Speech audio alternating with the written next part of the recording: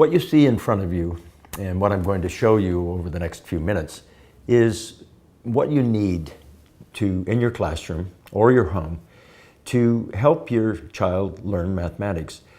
These tools are mainly visual tools because the brain learns about 80%, more maybe, of its material. Its learning comes from visual tools.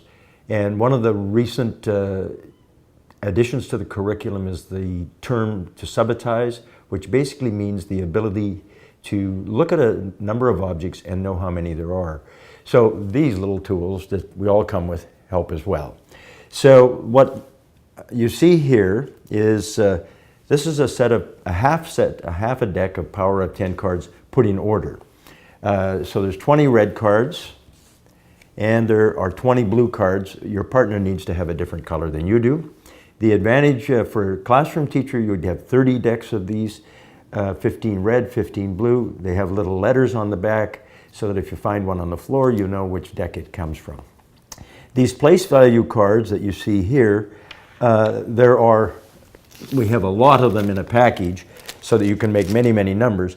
But basically on display and at your table, if you're working with a child at home, this is basically all you need to have to make most of the numbers. One of the reasons that you say, well, I don't see a 9 there, but you see what these numbers are designed so that if you're looking for the 9, by the way, if you look at the 9 here, you'll notice that it has one blank. Well, the 9 is on the back of the 1. Of course, on the back of the 2 is the 8.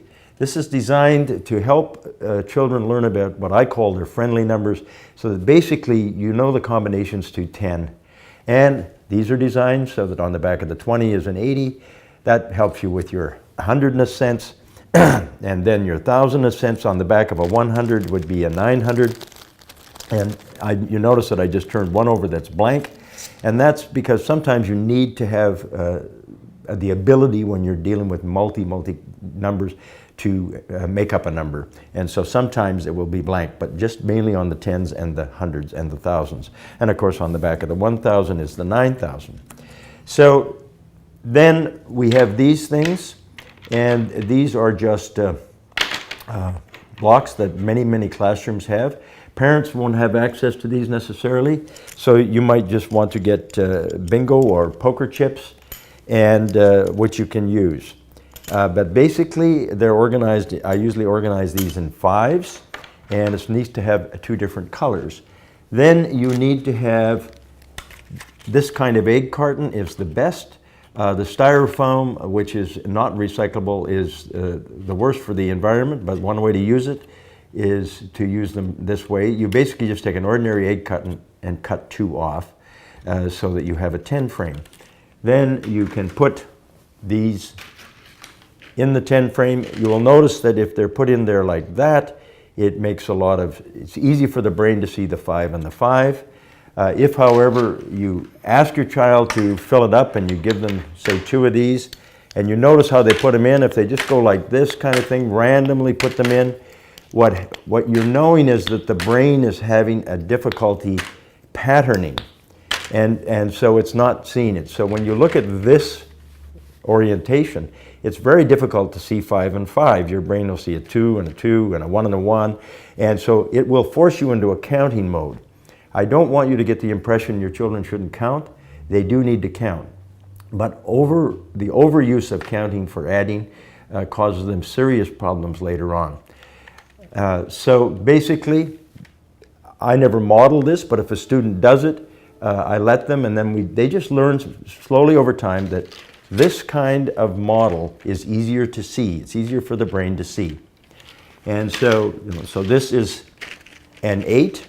But of course, an 8 could also be organized as a 4 and a 4 using the 10 frames. And that's the advantage of the egg cartons over the cards, because the cards always show an 8 as a 5 and a 3, but they don't show it as a 4 and a 4. So basically, then you will need to have, to make these little cover-up cards, you do that from the manual, but basically, or if you have access to a copier, if you just take this card, put it on face down, copy it, then cut off the 1, you will get this 9. Now you'll say, well, why do I want to have that? Well, you want to have that because later on you're going to be teaching subtraction. You'll say to the child, how do you make 15? Hopefully the child will say 10 and 5. If they say 1 and 5, you get out these cards and go like this and say, oh, I know what you mean, a 1 and a 5. But I don't think that's a 1. And you ask the child to just pull that little, and they're often shocked at the fact that that's a 10. Now, if you have 15 and you want to subtract 9, it helps to put it in a context of a story. And so you say, okay, Adam, you have 15 candies and you ate 9. Which card would you get the 9 from? Normally they'll say the 10 card, and you can just cover up 9, and then what you see is 6, so 15 take away 9 is 6. What you eventually want is the child to be able to visualize this process in their head, and then eventually it just appears to come automatically that they have. So then the other things that you might have for young children, and this is for classification period, just a set of animals. If you have these kinds of things in a classroom, these patterning blocks are very useful, and I'll demonstrate those later in another video. The last thing you need is to have all the fact sheets. All the fact sheets are a tool for assessing student progress, for figuring out what the child knows, as opposed to teaching times tables, or you just say, at some point you say to the child, okay, we're studying this today, let's see if we can find it on the all the fact sheet. And then once you've done that, you can do any on here that you know. And the other thing you need for this system is just a lot of blank paper. Those, for the how many ways, you can use blank paper or lined paper. And for the problem solving, students often write their own problems on this kind of paper.